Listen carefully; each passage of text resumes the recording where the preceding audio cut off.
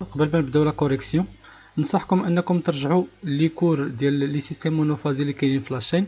غادي نخلي لو لين ديال لي فيديو ترجعوا باش تتبعوا في لا كوريكسيون دي زيكزيرسيس. السلام عليكم ورحمه الله تعالى وبركاته. Bienvenue à vous tous dans cette série d'exercices où on va corriger les exercices des systèmes monophasiques. Alors, commençons par l'exercice numéro 1. On considère un dipôle constitué d'un résistor R 80 ohms en parallèle avec un condensateur C 47 microfarads. On donne la fréquence F égale à 100 Hz. La première question dit calculer la pulsation oméga. C'est juste une application directe de la relation de la pulsation. On sait que oméga égale 2πf.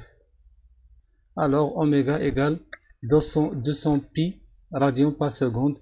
Vous pouvez remplacer pi par sa valeur 3,14 et calculer le résultat. La deuxième question, calculer l'impédance Z équivalente du dipôle. Alors, avant de chercher l'impédance équivalente, il faut tracer le circuit constitué de la résistance et le condensateur.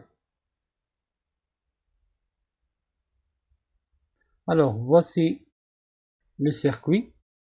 Je n'ai pas dessiné le générateur car on n'a pas besoin d'un générateur. L'expression de Z équivalente est comme suit. Ce sont deux impédances en parallèle. Alors, Z équivalente égale à ZR fois ZC sur ZR plus ZC. Je vais remplacer ZR par R. L'impédance du condensateur est 1 sur JC oméga sur R plus 1 sur GC oméga. Après la simplification, Z équivalente égale, voici l'expression du Z équivalente, mais cette impédance est complexe. Alors, pour trouver la valeur de l'impédance, c'est-à-dire le module de cette expression, le module de Z équivalente et le module de R sur le module de 1 plus JRC oméga. Alors, le module de Z équivalente et le module de R c'est R, et le module de cette expression complexe est le racine de 1 plus RC oméga au carré. Maintenant, il faut juste calculer cette expression pour trouver Z équivalente. On trouve que Z équivalente égale à 31,184 ohms. Passons à la troisième question. Calculer la tension au bord du dipôle si l'intensité du courant est de 3 ampères. On va revenir au circuit qu'on a dessiné dans la question numéro 2. Maintenant, on a remplacé la résistance et le condensateur par une impédance qu'on appelle Z équivalente. Entre ces bornes, on a une tension, on va l'appeler U, et un courant qui la traverse égal à 3 ampères. Maintenant, il est clair que la méthode qu'on va utiliser est la loi d'Ohm. Donc, appliquons la loi d'Ohm. Z équivalente égale à 31,184 ohms fois 3. La tension égale à 93,552 volts. Alors, comme vous voyez dans cette simulation, j'ai réalisé la simulation en alimentant le circuit par une tension à peu près de 93,5 volts.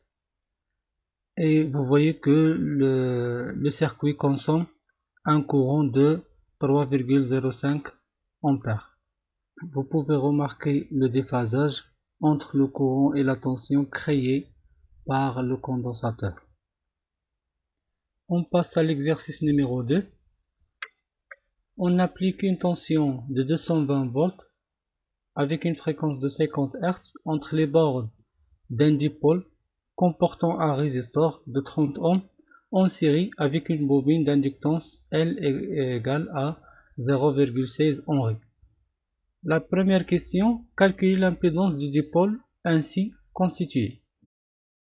Il faut calculer l'impédance équivalente entre la résistance et l'inductance. Toujours, il faut tracer le circuit.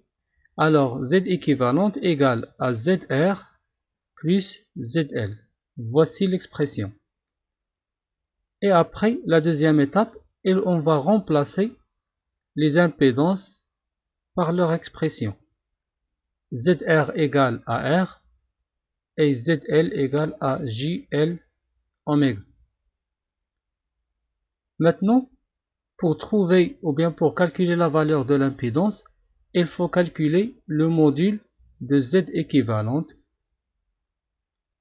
كما شرحت في l'exercice اللي قبل باللي هاد l'expression راها complexe. عندنا J دونك هذه l'expression complexe.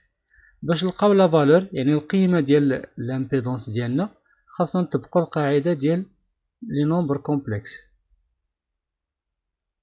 Après le calcul, on trouve que la valeur de Z équivalente égale à 58,537 ohms.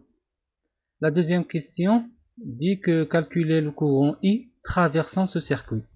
Comme l'exercice précédent, on a U égale Z équivalente fois I. Alors, la valeur du courant est I égale 3,758 ampères. La troisième question, calculer le facteur de puissance cos phi. On a la relation phi égale tangente moins 1 de L oméga sur R. Pour les gens qui n'ont pas compris d'où vient cette relation, je vous invite à regarder le cours des régimes monophasés que j'ai expliqué dans la chaîne. Donc phi égale à 59,169 degrés.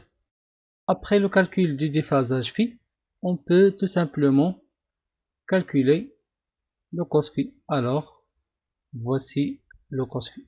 La quatrième question dit que calculer les puissances actives, réactives et apparentes. On sait que dans ce circuit, la puissance active est consommée juste par la résistance. Alors, on peut écrire P égale R fois I au carré, comme on peut utiliser la relation V fois I fois cosinus phi. Vous allez trouver presque les mêmes résultats. Donc هذه juste درتها باش نوريكم باللي la résistance هي اللي كتكونسومي la puissance active. On passe à la puissance réactive.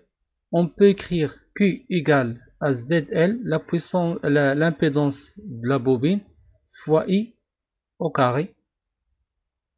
Comme on peut utiliser l'équation, la relation V fois I fois sinus phi. Et vous allez trouver les mêmes résultats. Alors la puissance réactive égale à 709,92 var. Et finalement, il faut calculer la puissance apparente. Alors S, la puissance apparente égale à V fois I, égale aussi aux racines de P au carré plus Q au carré. Vous pouvez utiliser n'importe quelle relation. Égale à 826,76 voltampères.